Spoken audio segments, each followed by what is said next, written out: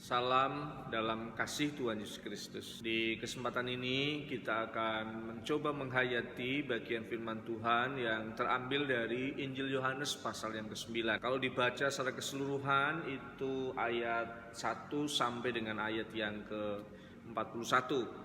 Tetapi kita akan memfokus saja di bagian-bagian awal dari teks itu. Jadi ceritanya teks ini menceritakan ketika Tuhan Yesus itu menyembuhkan orang yang buta sejak lahir. Dan para murid mulai bertanya, siapa yang berdosa ketika ada orang buta sejak lahir? Karena ini yang memang menjadi teologi mereka, bahwa orang yang buta sejak lahir itu sering diasumsikan bahwa ada orang tuanya yang berdosa. Dan Yesus menjawab dengan sangat tegas, bukan soal siapa yang bersalah, tetapi supaya kemuliaan Allah dinyatakan melalui orang itu. Kemudian Tuhan Yesus mengoleskan tanah di matanya, dia meminta supaya orang buta itu pergi ke kolam Siloam dan mencuci matanya, dan dia bisa melihat. Dan kemudian dia sampaikan kepada orang buta itu bahwa akulah terang, dan juga itu juga dinyatakan kepada para muridnya. Bapak Ibu Saudara yang dikasihi Tuhan,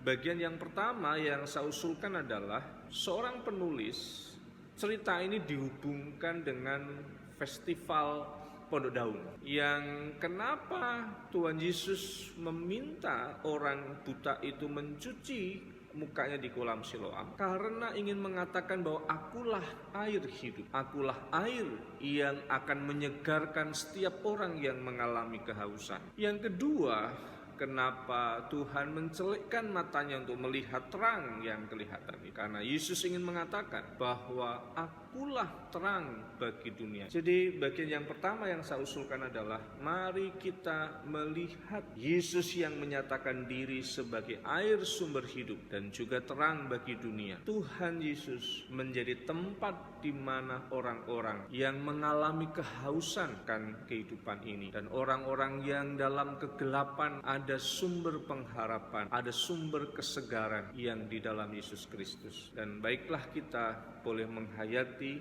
bagian yang pertama ini. Dalam konteks kondisi virus corona yang sekarang ini sedang merebak, kalau kita berdiam diri di rumah bersama dengan keluarga, kita sebenarnya sudah menjadi air yang sejuk dan cahaya yang terang bagi mereka yang sedang mengalami sakit untuk dipulihkan, dan juga air yang sejuk dan cahaya yang terang bagi para dokter, para perawat, dan setiap orang yang terlibat di bidang kesehatan, supaya mereka punya waktu yang cukup sebentar untuk beristirahat, untuk memulihkan mereka yang sakit. Biarlah kita dipanggil memberitakan kasih dengan cara menahan diri sebentar untuk berdiam diri, mungkin dalam kebosanan kita di rumah, tetapi itu cara kita dipakai Allah menjadi berkat untuk orang lain. Hal yang kedua yang Tuhan Yesus nyatakan, bukan siapa yang berdosa, tetapi supaya kemurahan kasih karya Allah dinyatakan melalui orang itu. Yang dinyatakan adalah ndak usah cari siapa yang salah, ndak usah nyari siapa yang berdosa, ndak usah punya orientasi masa lalu yang akhirnya membuat kita sulit di dalam hidup. Misalkan saja kalau ada masalah dalam hidup, kenapa jadi begini ya keluarga kita, kenapa jadi begini ya masalahnya, siapa yang harus bertanggung jawab gitu. Maka orang akan mencari siapa yang salah dan siapa yang harus dihukum. Yesus ingin mengubah cara melihat persoalan itu. Bukan orientasi masa lalu, bukan cari siapa yang salah, tetapi mau menyatakan apa yang bisa kita kerjakan dan apa yang bisa dikerjakan Allah yang kita mau cari tahu melalui setiap peristiwa yang kita alami. Misalkan contoh saja sekarang ini dengan adanya virus corona, kemudian kita cari, jangan-jangan ini ada mekanisme perang, senjata biologis. Wah, ini senjatanya orang Cina. Oh enggak, ini sebenarnya senjatanya orang Amerika yang kalah perang dagang.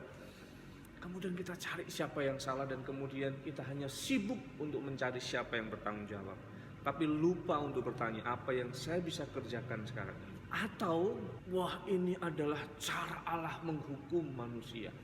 Maka kemudian kita tidak ada sikap untuk melakukan sesuatu karena kita menganggap ya ini hukuman Allah, ini hukuman yang dikerjakan Tuhan buat kita, ya terima saja gitu.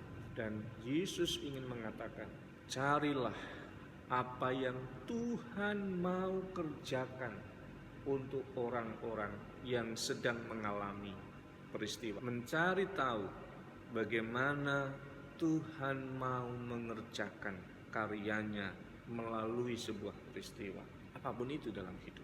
Bagian yang ketiga yang saya usulkan untuk kita hayati terkhusus berkaitan dengan kondisi virus corona, yang perlu kita hayati bahwa Tuhan memelihara kehidupan ini dan Tuhan akan menolong kita untuk mengerti bagaimana kemurahan dan kasih Allah, bahwa alam dalam segala mekanismenya itu punya cara yang saya meyakini sebagai cara Allah memelihara kehidupan manusia, memelihara kehidupan alam semesta ini. Sekedar contoh, silahkan nanti bisa dicari di video saya yang lain di channel YouTube saya, bagaimana gempa bumi dan tsunami itu bisa sangat dimengerti sebagai cara Allah memelihara alam semesta ini. Dan saya meyakini betul bahwa ini cara alam, caranya Tuhan untuk memelihara kehidupan alam semesta ini. Nah, sekarang hal yang praktis yang kita jalani di dalam hidup, kondisi ekonomi menjadi sangat terganggu.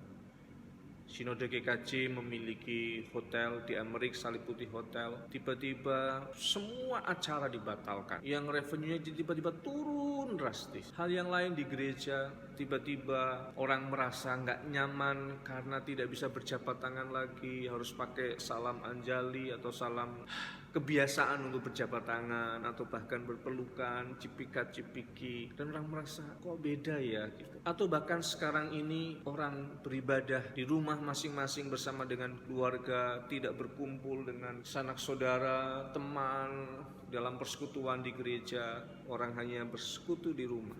Yang saya usulkan, mari kita belajar bahwa Tuhan menolong kita untuk melewati semua situasi, dan Tuhan memampukan kita dengan nalar yang kita punya untuk mengambil langkah-langkah strategis supaya kita mampu melewati situasi yang sulit. Namun juga yang lain lagi, kita disadarkan kembali bagaimana kehidupan kita yang sungguh-sungguh rapuh dan terbatas. Kekuatan kita tidak mampu menopang seluruh keadaan, bahkan dengan jasa ternik yang tidak kelihatan. Ternyata kehidupan kita menjadi sangat terlihat terang. Oleh karena itu, kita disadarkan kembali bagaimana kemurahan dan kasih Allah itulah sumber kekuatan kita. Hanya Kristus Tuhan yang menjadi terang dalam hati kita, menjadi air yang sejuk untuk menenangkan seluruh pergumulan ini. Dan yang lain lagi, ketika saya diminta untuk bercakap dengan teman-teman di hotel, saya bilang ini kesempatan kita untuk merenung. Apakah beberapa waktu yang lalu ketika tamu itu banyak, kita ketemu dengan mereka yang kadang-kadang ada tamu yang menjengkelkan, ada tamu yang